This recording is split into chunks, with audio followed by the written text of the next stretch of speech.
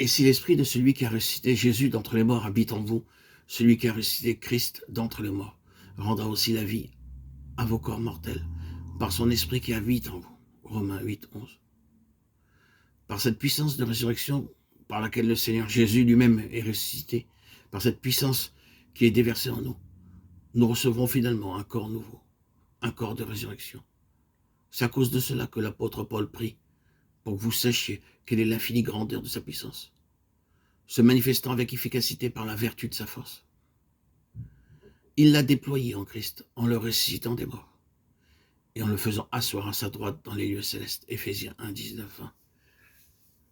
C'est pour cette raison que l'apôtre Paul priait avec un lourd fardeau de cœur en faveur des croyants éphésiens, pour qu'il leur soit donné de connaître davantage la puissance de sa résurrection.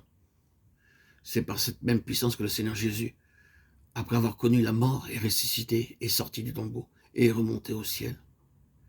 Cette puissance de résurrection est répandue dans notre cœur à l'instant de notre nouvelle naissance. Elle continue à se manifester et à agir en nous, jour après jour, jusqu'à ce que nous soyons rendus conformes à lui. C'est ainsi que durant notre vie terrestre, nous sommes de plus en plus, jour après jour, rendus participants de la nature divine. C'est aussi par cette nature divine que se développe en nous un amour et une affection grandissant pour les choses célestes, les choses d'en haut. Si donc vous êtes ressuscité avec Christ, cherchez les choses d'en haut, où Christ est assis à la droite de Dieu. Affectionnez-vous aux choses d'en haut, et non à celles qui sont sur la terre. Colossiens 3, 1, 2. Ainsi, la première étape de notre union, de notre participation à Christ, c'est la réception de la nature divine. En nous appuyant sur les promesses de sa parole, nous les appropriant par la foi, nous entrons progressivement de plus en plus dans la réalité de cette nature divine jour après jour, lesquelles nous assurent de sa part les plus grandes et les plus précieuses promesses, afin que par elles, vous deveniez participants de la nature divine, en fuyant la corruption qui existe dans le monde par la convoitise. 2 Pierre 1, 4. Deuxièmement, nous devenons participants du Saint-Esprit. C'est notre seconde participation au Seigneur Jésus-Christ en l'acceptant comme notre sauveur personnel, qui ont goûté le don céleste, qui ont eu part au Saint-Esprit. Hébreux 6, 4.